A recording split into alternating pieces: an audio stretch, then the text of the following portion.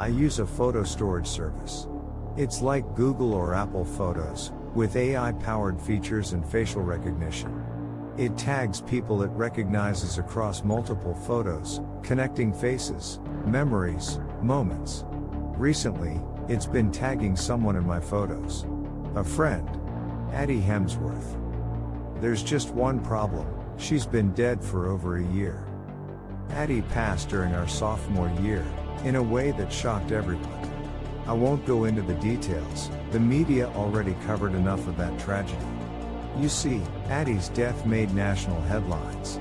Of course it did. The homicide of a young, white, female college student? The mainstream media feeds off those stories, milking the horror, the grief, like they're ravenous for it. It all started about a week ago. I was going through some photos from Mike's birthday party. As I casually swiped through, the app flagged someone. Addie. The tag appeared just behind my shoulder, like she was standing right there, watching. It circled the space around me, her name clear as day, Addie Hemsworth. But she wasn't there. Of course, she wasn't there. I zoomed in, fiddling with the brightness, trying to make sense of the tag. But there was nothing. Just pixels. A mess of black pixels in the shadows, like some indistinct mass lurking right behind me. Weird, but I brushed it off as a glitch. These apps aren't perfect, right? Or so I thought. The next day, I was getting ready for a frat party, taking a quick selfie in my room. I'd just done my hair, and I wanted to make sure it looked good. But as I opened the app to check, there it was again. A tag. The same name, Addie Hemsworth. Only this time, she was behind me. In my room. The space it circled was a few feet off the ground, right above my bed. Too high for anyone to be standing. Even if Addie were alive, she couldn't be floating in midair. I felt a chill crawl down my spine. Suddenly, I had to get out. Out of the dorm, out of that room. Anywhere but there. I threw on my shoes and practically ran out of the building, my heart pounding as I headed toward campus.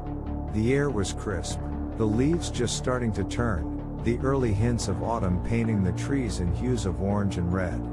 The stone buildings loomed ahead, old and gothic, towering like silent sentinels as I wandered deeper into campus.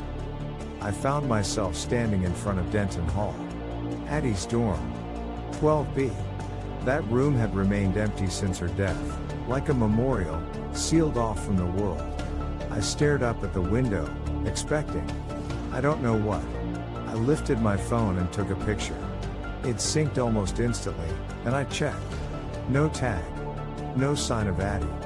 I breathed a little easier and turned to leave, the tension slowly ebbing from my body. As I walked back toward my dorm, I absent-mindedly snapped another photo. A tree caught mid-transformation, half green, half orange, like the season was pulling it in two directions. Later that evening, I checked my phone. There it was again. Addie. Her name appeared, but this time the tag wasn't behind me. It was on the ground. Right at the base of that tree. As if she were lying there. The image that flashed through my mind was awful. Addie, her body sprawled out, bleeding, her sightless eyes staring at me. Her face twisted in pain, her skin pale and bloodied. 17 stab wounds. I forced the image out of my mind, pushing back the rising bile in my throat. I needed to know if it was just me. So I took a screenshot and sent it to our group chat. Lol, my phone thinks Addie is in this photo. I tried to pass it off as a joke, like it was some sick glitch, just a weird coincidence. The dots appeared almost immediately, and then a reply from Priyanka. I thought it was only me. She attached a screenshot of her own. Her most recent photo of Addie.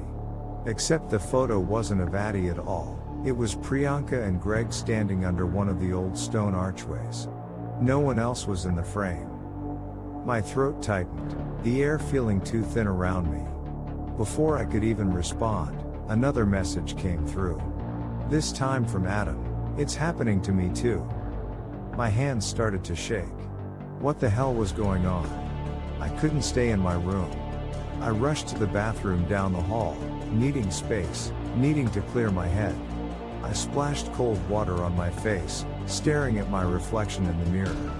My face looked wrong, hollow. Dark circles ringed my eyes, my skin pale and sickly.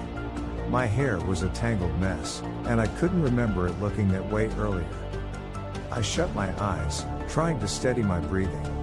When I opened them, my blood ran cold.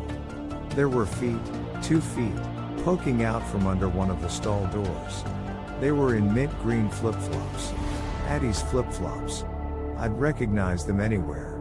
Her toes were painted, but the polish was chipped. Dark, thick liquid began to pool around her feet, slowly spreading across the tile floor. Blood. I stumbled backward, my heart pounding in my ears. I blinked, shaking my head in disbelief, and when I looked again, nothing. The feet were gone. I ran back to my dorm, barely able to breathe, my entire body trembling. I slammed the door shut behind me, collapsing onto the floor in a fit of sobs, tears streaming down my face. I was losing it. This had to be some kind of nightmare. A hallucination. But as I reached for my phone, my hands shaking, the app pinged with a new notification. Addie was tagged. In every photo. Every single one. My phone slipped from my hands, crashing to the floor. I couldn't stop the tears, couldn't stop the trembling.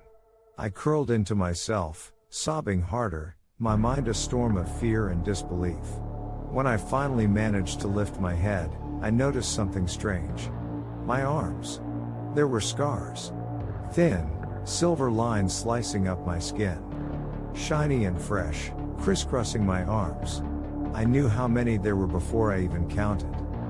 17. The same number of stab wounds that had killed Addie.